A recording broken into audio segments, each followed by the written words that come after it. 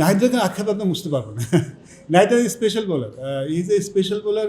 আপনার যে কোনো টেস্ট দলে যদি দেখেন, is a sensation and special bowler. তো তাকে না থাকার আক্ষেপটা তো থাকবেই। বাট যখন নেই তখন দেখুন, লাস্ট অ্যাশেজ সিরিজে কিন্তু প্যাট কামিন্স খেলেনি, তাকে ছাড়া কিন্তু আসলে খেলতে হয়েছে। সো তারা তোকে একবার বলে নেই যে আমাদের মেইন বোলার ক্যাপ্টেন নেই। সো আপনি যখন আপনার মূল বোলার না থাকবে, সেটা নিয়ে আক্ষেপ করে তো আসলে আপনার মানে আপনি গোয়িং ফর আগে এগোতে পারবেন না। এবং আমি মনে করি যে আমাদের যারা আছেন, look, Taskin is a fantastic bowler. যদি ফিট থাকে Taskin is fantastic bowler. Hasan Mahmud আপনার সবাই দেখেছেন। যদি এই দুজন মানে ফিট থাকে, ভালো করে, প্লাস খালেদও খারাপ করেন, এবাদতও কিন্তু পাস্ট ভালো করেছেন। সো আমাদের এই কয়জনকে নিয়েই আসলে আমাদের এগোতে হবে। সো ডেফিনেটলি আক্ষেপ তো থাকবেই, বাট সেটা নিয়ে আসলে আমরা মানে এখন আর পড়ে থাকতে চাই না, আমরা সামনের দিকে তাকাতে চাই। নাহিদানের সাথে সবার কিন্তু একটা গ্যাপ আছে। প্রবলি নাহিদানার, মিচেল স্টার্ক, যারা সবসময় হাই পেসে বল করে থাকেন, টু এক্সট্রাঅর্ডিনারি বোলার।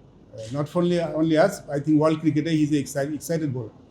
তাকে মিস করা ডেফিনেটলি যে আমাদের জন্য তো খুব ডেফিনেটলি অনেক ডিফিকাল্ট।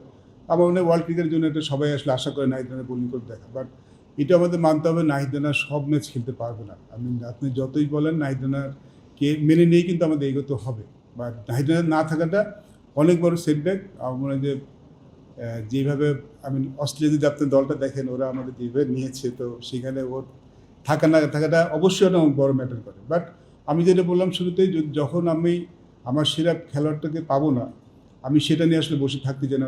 অনেক আমরা যেন সিরিজ দেবো, আমার হাতে যেটা আছে আমি মনে করি আমার এটাই বেস্ট, এটা নিয়ে আমাদের চেষ্টা করতে হবে।